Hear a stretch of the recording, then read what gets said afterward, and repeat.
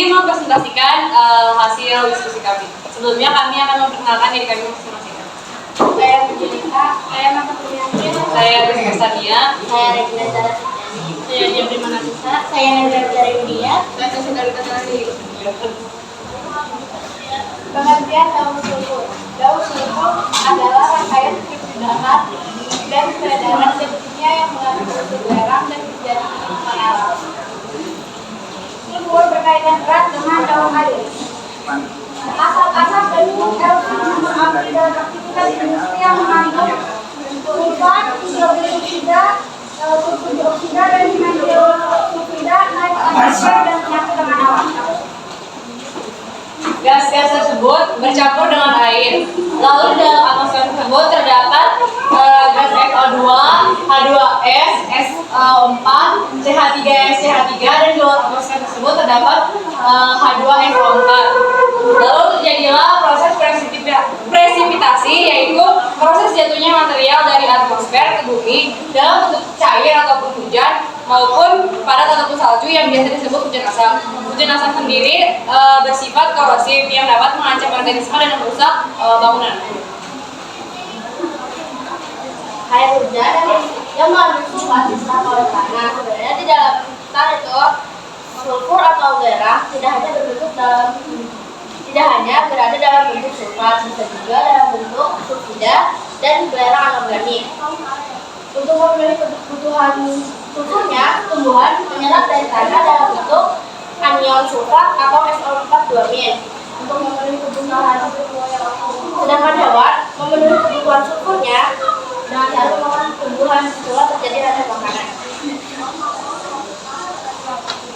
Setelah tumbuhan dan hewan mati, dekomposer akan mengurai makhluk hidup tersebut di dalam tanah.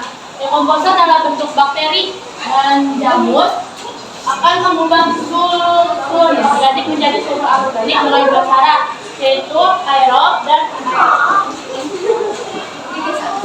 Aerob menghasilkan kadar sulfat yang dapat digunakan kembali oleh tumbuhan, sedangkan anaerob menghasilkan H2S atau asam sulfida.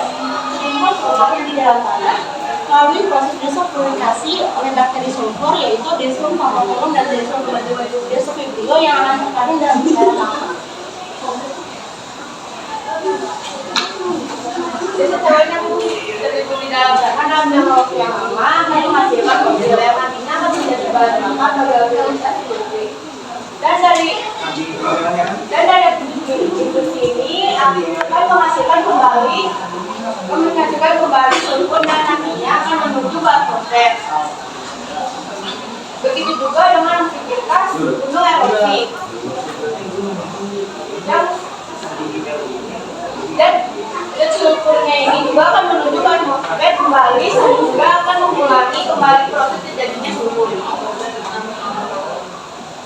Manfaat sulfur.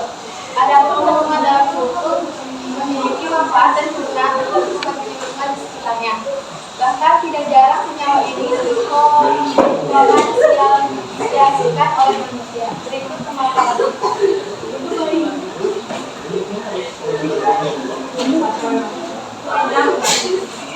Satu, bagi industri umumnya, sulfur menjadi bahan utama dalam pembuatan zat pestisida ini, fosfat dan amonium sulfat. Kegunaan penting lainnya antara lain produksi pigmen, deterjen, serat, minyak bumi, bakaran logam, bahkan produk dan baterai.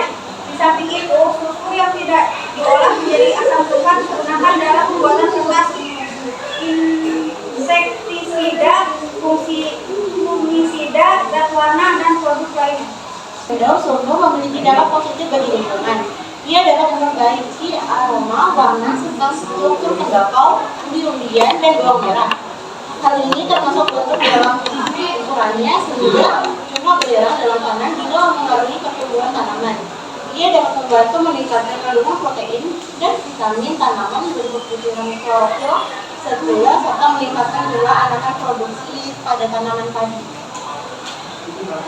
Lalu yang terakhir yaitu bagi manusia. Senyawa ini bermanfaat untuk mengatasi berbagai penyakit kulit seperti jerawat, skabies, pudis, alergi, rosacea, dan ketombe. Ia juga dapat berfungsi sebagai obat sesak nafas dan radang tenggorokan. Maka dari itu, orang-orang percaya bahwa mandi di mata air belerang sangat berguna bagi kesehatan. Kini senyawa tersebut telah menghasilkan produksi berupa obat luar seperti salep dan lotion.